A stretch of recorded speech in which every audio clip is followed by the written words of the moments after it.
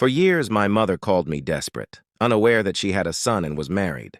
But when my 5-year-old son accidentally called her desperate, the truth came out, and with it, her grip. For as long as I could remember, Margaret Collins, my mother-in-law, called me desperate. Emily, you're so desperate for attention. Desperate women marry too young. Desperate people cling to children. The word clung to me like a curse. At first I brushed it off as her sharp tongue, but over the years it burrowed into my bones. Every glance she threw at me, every little smirk as she delivered that word, chipped away at me. To Margaret, I was never enough, not for her son, not for the Collins name, not even as a mother. My husband James always stayed silent. He loved me, yes, but Margaret's shadow over him was long and unyielding. He had grown up in her house of perfection, where emotions were hidden behind glass smiles and flaws were treated like shameful stains. When it came to his mother, he was still that little boy seeking approval. Then one Saturday afternoon, the unthinkable happened.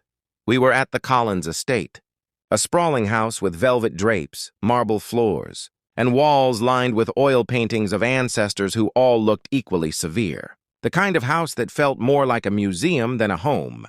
Expensive art hung in every corner, but silence was the loudest decoration. Ethan, my 5-year-old son, sat at the dining table, his tiny legs swinging as he munched on cookies.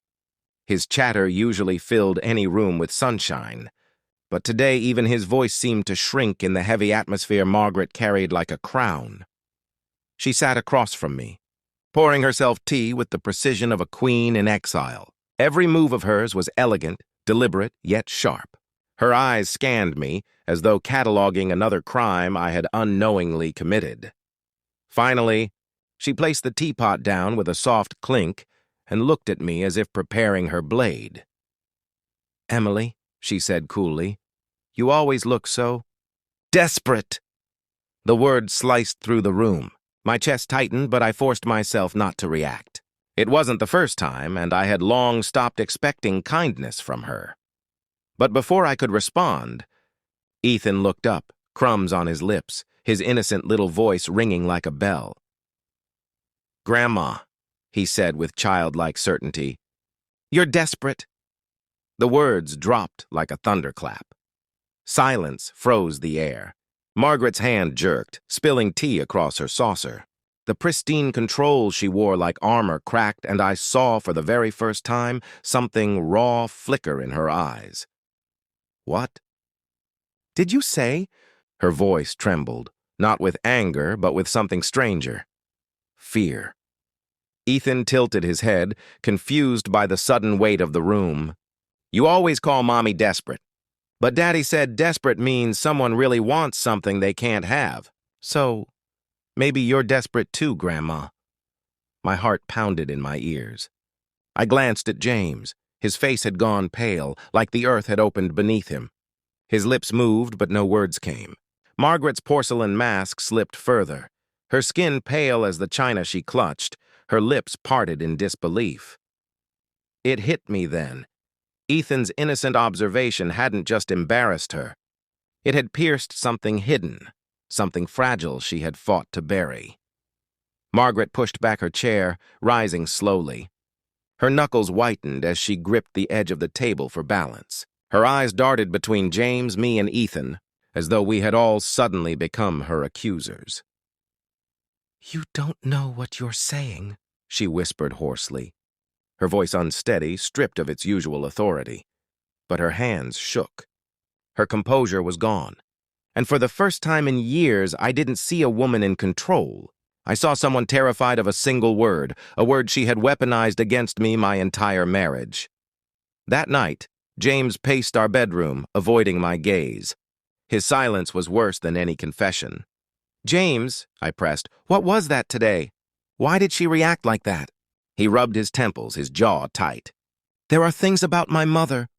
"Things she's never told anyone." He refused to say more.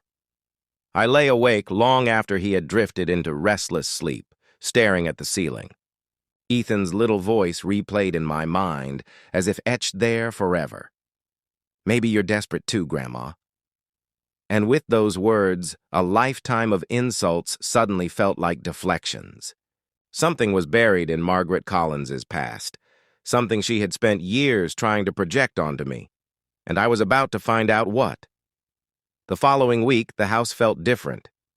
Margaret avoided me, avoided Ethan, even avoided James. At family dinners, she sat rigid, her smile brittle, her gaze fixed on her plate. The grand estate that once echoed with her biting remarks was now suffocatingly quiet. But it wasn't peace. It was the silence of a storm gathering strength. I sensed James noticed it too, though he said nothing. He worked later than usual, retreating into the office rather than facing his mother's tension. Ethan, too young to understand, continued to chatter happily, oblivious to the fracture he had unknowingly revealed. But I felt it.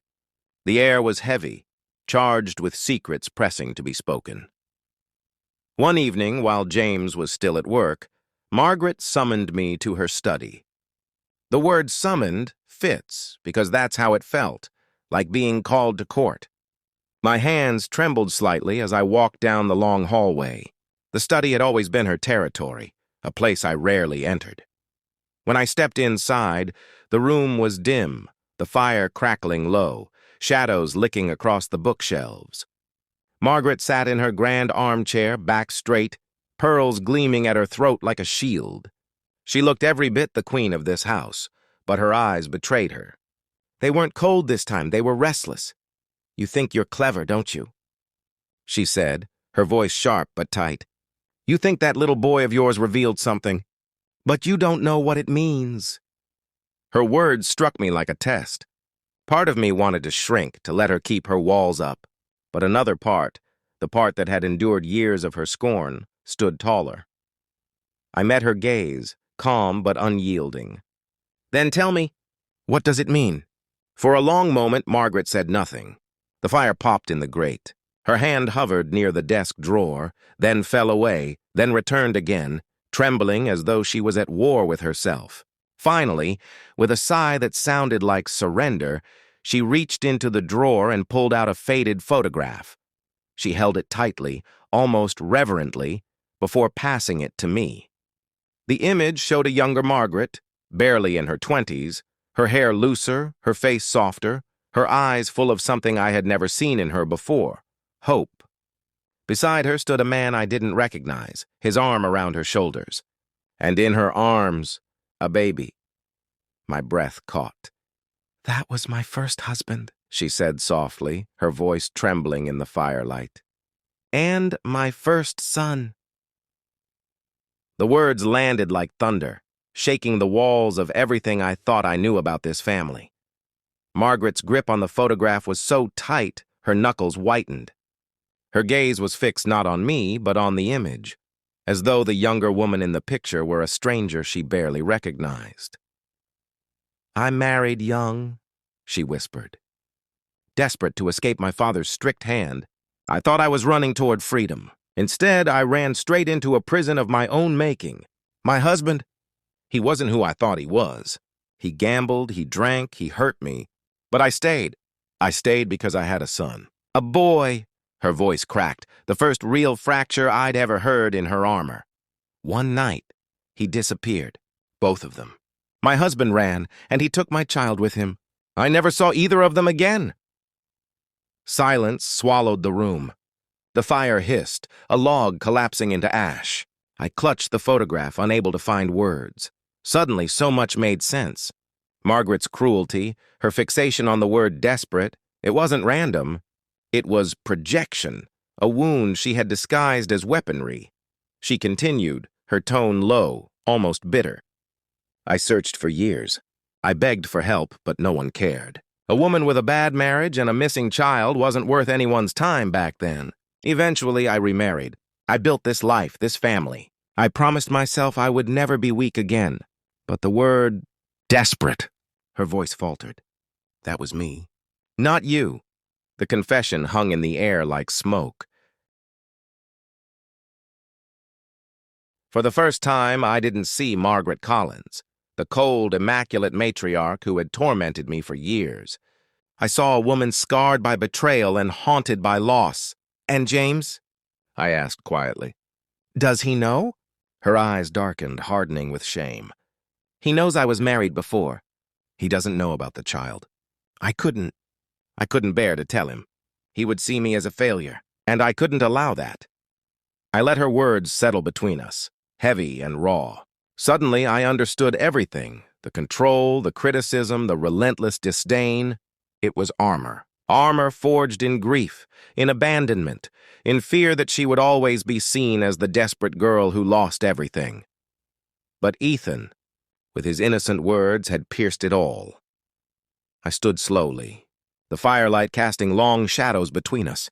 I placed the photograph back on her desk, careful, respectful.